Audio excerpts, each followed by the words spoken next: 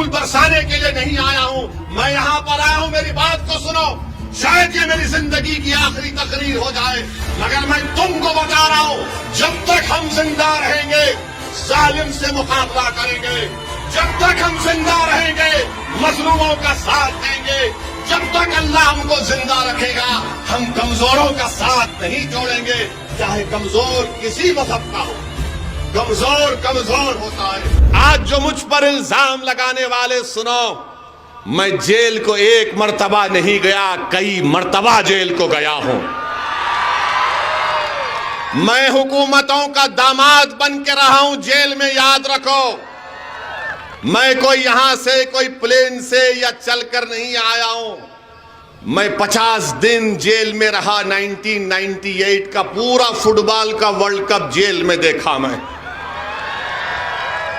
चंद्रबाबू नायडू मुख्यमंत्री थे, बोलते थे ओवैसी बाहर नहीं निकलना चाहिए।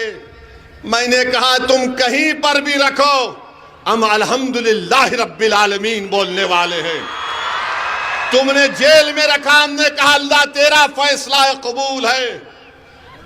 जेल में 50 दिन हमको रखे और अल्हम्दुलिल्लाह जब बेल हुई तो बेल का कंडीशन ये लगाया गया कि ओवैसी भाषण नहीं देगा। मैंने कहा कोई बात नहीं, कब तक मेरी जबान को रोकेंगे। जेल से निकला तो 1 साल के बाद चंद्रबाबू नायडू ने, तेलुगु देशम की हुकूमत ने, हैदराबाद में, मैं एमएलए था, पुलिस के जरिए मुझे मारा और पीटा। पुलिस टास्क फोर्स के जरिए एक जुलूस जा रहा था और घरों में घुसकर दंगाई लोग, नाथूराम गोडसे की नाजायज औलाद, मासूम लोगों के घरों में तोड़म फाड़ी कर रहे थे। तो वहां की हमारी माँ और बहनों ने मुझे फोन करके बताया है कि ओवैसी जल्दी आओ, हमारे घर पे हमला हो रहा है, हमारी बच्चियों पर मारा जा रहा है। मैं दौड़ता हुआ गया, मुझे गिरफ्तार कर लिया गया। पुलिस को ऑर्डर नायडू दिया था कि ओवैसी को खत्म कर दो। मुझे गिरफ्तार करके मुझे इतना मारा लठों से। मेरे साथ हमारा एक साथी यूनुस था, उसके पैर पर गोली मारी गई। मुझसे सर्विस रिवॉल्वर से 2 गोलियां चलाई गई। मेरे सर पर 18 टाके लगे। पूरी पीठ और जिस्म पुलिस की लाठियों से लहूलुहान हो गई, मगर मेरे हौसले में कमी नहीं आई। जब मैं अस्पताल में तड़प रहा था तो मेरे वालिद की अल्लाह मग़फ़रत करे, उन्होंने मुझसे आकर कहा कि असदुद्दीन हिम्मत नहीं हारना, इस राह में इन्हीं रास्तों से तुमको गुजरना है। मुझे आज भी याद है कि मेरे वालिद मरूम ने मुझसे कहा था कि आज तुमको यह महसूस हो रहा होगा कि रोड पर लिटाकर तुमको मारा गया, तुम्हारी अना को तकलीफ हो रही होगी। मगर मेरे वालिद ने कहा, क्या कहा नौजवानों, सुनो। मेरे वालिद ने मुझसे कहा कि इमाम अहमद बिन हम्बल की कुर्बानी को याद करो कि उनको बगदाद के बाजारों में पीटा गया था, इमाम आजम अबू हनीफा को जेल में डाला गया था। मेरे वालिद ने कहा कि हिम्मत मत हारो, जो जालिम हुक्मरान तुमसे ये काम किया है अल्लाह उसका जवाब देगा। मेरे हौसले उस वक्त पस्त नहीं हुए, आज कैसे पस्त हो सकते हैं।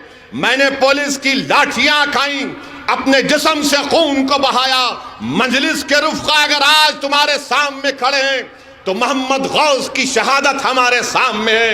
अरे हम कुर्बानियां देकर आए हैं।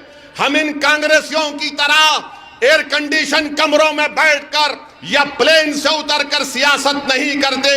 मेरी गाड़ी पर गोलियां चलाई गई, अल्लाह ने मुझे बचा लिया। सबने कहा कि मत जाओ उत्तर प्रदेश को, मैंने कहा मैं जाऊंगा। और मेरी माँ ने मुझसे कहा कि तुम जिंदा हो, तुम कैसे हो? मैंने कहा कि अम्मा अच्छा हूं। तो अम्मा ने कहा जाओ बेटा काम करो, अल्लाह तुम्हारे साथ है, मेरी दुआएं तुम्हारे साथ है। मेरी बीवी मेरे साथ थी, दिल्ली में मेरी बीवी मेरे साथ थी। मैंने अपने बीवी से कहा कि अब आप हैदराबाद वापस जाओ।